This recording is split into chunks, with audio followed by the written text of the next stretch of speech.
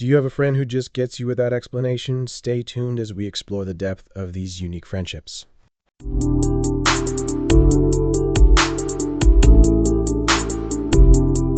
Welcome to Cheap Talk. Do you ever feel like some people just get you while others, even close ones, just don't? Like you're speaking different languages? Totally. You're venting about work and they're like, just try harder? Oh, so relatable. Right? But then there's that friend. You send a single stressed out monkey emoji and they know. They're instantly like, this job is soul crushing, right? It's like magic. It's that shared history, those inside jokes. It's Common ground. That's what we're diving into today. This special connection where you just click. If you're enjoying this relatable chat already, don't forget to hit that like button and subscribe for more deep dives into life's little quirks. Now, back to common ground. so it's more than just having stuff in common, right? It's deeper. Exactly. It's a shared understanding built on experiences, beliefs, inside jokes, a whole unspoken language.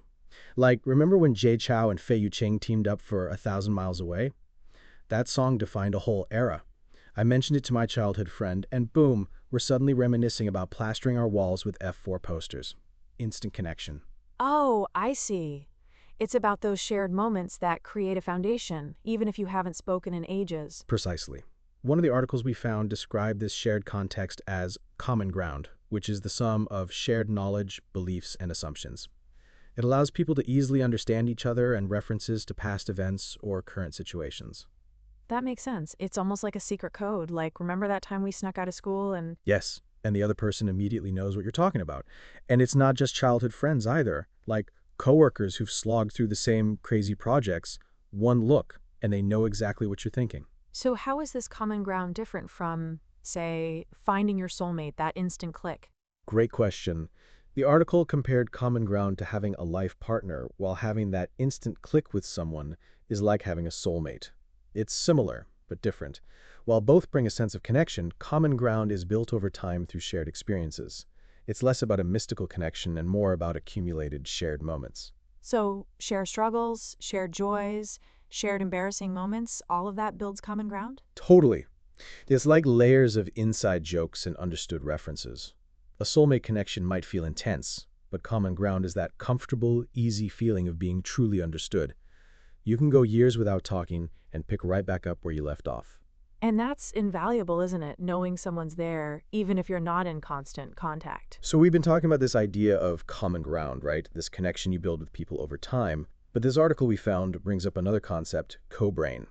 Co-brain? Like what, some kind of Vulcan mind meld thing? Haha, not quite.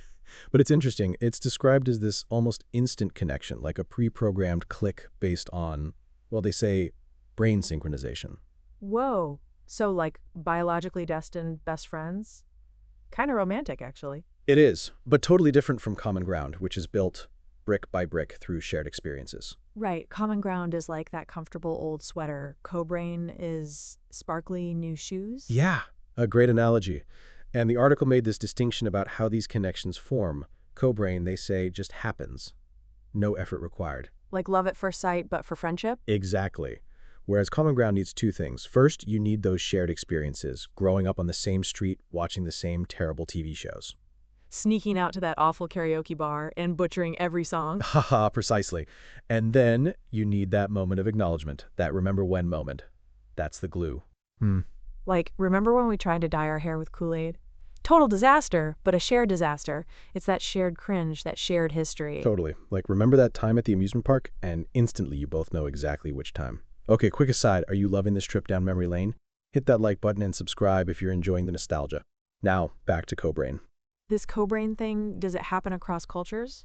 That's a good point. They suggest it's less culturally bound than common ground.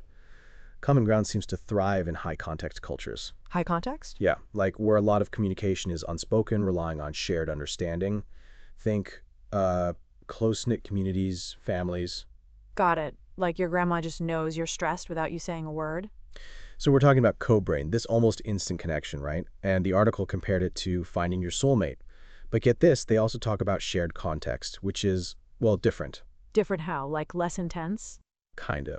See, co-brain is like, boom, I found the one who gets me. Shared context is more like having lots of the ones, but in different ways. Oh, multiple the ones? So not like the soulmate, but like soulmates, plural? Yeah, Exactly. Like with your best friend, it's that deep, unspoken understanding. With your coworkers, it's knowing the office lingo, the inside jokes about that one project. You know the one. Oh, totally. Like just a look, and you know what they're thinking. Remember when Susan brought that interesting casserole to the potluck? Instant shared cringe. Exactly. And with childhood friends, it could be a single word, a movie quote, a song, and suddenly you're both transported back to that one summer, that one embarrassing moment, that one everything. So it's like a spectrum of connection tailored to each relationship. That's actually really beautiful. It's not just one person who gets you, but different people who get different parts of you. Totally. And the beauty of shared context is that it evolves, it grows with the relationship. If you're vibing with this chat about connection and friendship, don't forget to hit that subscribe button and leave us a comment. We love hearing your thoughts. Now let's dive a little deeper into co-brain versus common ground. Okay, so co-brain is that instant spark, and shared context is built over time. But how does common ground fit into this? Is it the same as shared context? So we've been talking about co-brain shared context, right? But this piece we found brings in another layer, the emotional aspect of these connections. It dives into the feeling these shared moments create. Oh, like the vibe of the connection? Exactly. See, co-brain, they describe it as this intense, almost overwhelming, I found my soulmate kind of feeling, like a burst of heat. Yeah, like finally finding someone who truly gets you. But shared context, they say it's more comfortable? Exactly. It's not as flashy, but it's this warm, just right temperature, like that comfortable old sweater we were talking about. Like, running into an old friend and you saying, remember that summer we spent gorging on watermelon? Boom. Instant connection. No effort. It's that instant shared history, right? Years melt away because you just get each other. It's less about finding the one and more about realizing you've had the one, maybe even the ones all along. Right. Multiple the ones. It's this deep sense of belonging, this feeling of being understood without having to explain. I love how the piece described it as an echo of shared emotions resonating through time. Ooh, I like that, an echo. So it's not just in the moment, but it shapes your future interactions too? Totally. If you are connecting with this conversation and find yourself thinking of someone special, give that like button a big ol' HUD and hit subscribe to keep those warm fuzzies coming. We are loving exploring these little moments of connection with you. Now, back to this article. What about those interview snippets, though, like the one from Big Head? Oh, yeah. The one about shared context being like a Venn diagram. I liked that. How it's not about being joined at the hip 24/7, but having that specific overlap where you really connect.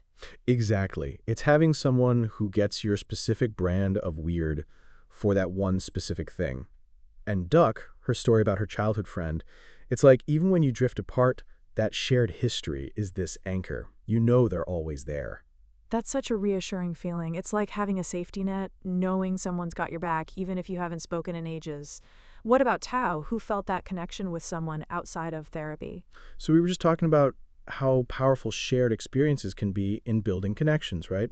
This article we found dives even deeper into that, specifically looking at language and friendship. It's fascinating stuff.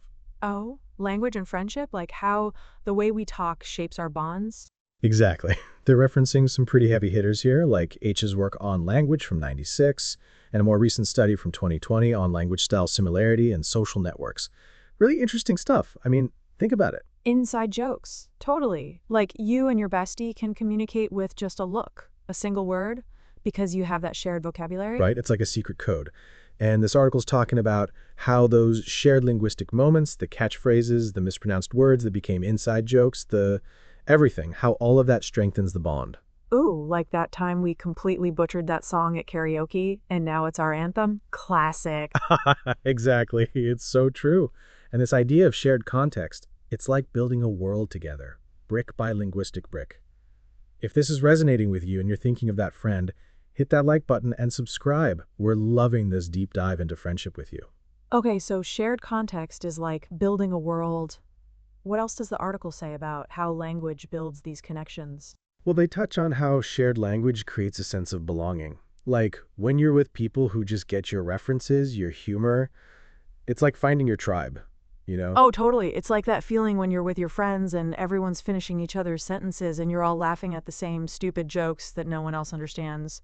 Priceless. Exactly. Priceless. And the article suggests that these shared linguistic moments, they become touchstones, Little reminders of your shared history, strengthening the bond over time even when you're not physically together. It's like those inside jokes that never get old, no matter how many times you retell them. They're like little time capsules of shared laughter and connection. Yes, time capsules. I love that. They really capture those special moments, those vibes. And they're not just about the past, right? They also shape how you communicate in the future. It becomes this shorthand, this unspoken language that only you and your friends share. Hmm. Totally. Like you could just say, remember the watermelon, and your best friend instantly knows exactly what you're talking about, and you both burst out laughing. Exactly. And that's the beauty of it, right? That effortless connection is like you're speaking the same language, literally and figuratively. This has been such a fun conversation. We hope you've enjoyed it as much as we have. Don't forget to check out the articles mentioned in the show notes. And before we sign off, what's your favorite inside joke with your closest friends? Let us know in the comments. It's been a blast explore this with you all. Until next time, stay cheap, stay chatty. Bye, everyone.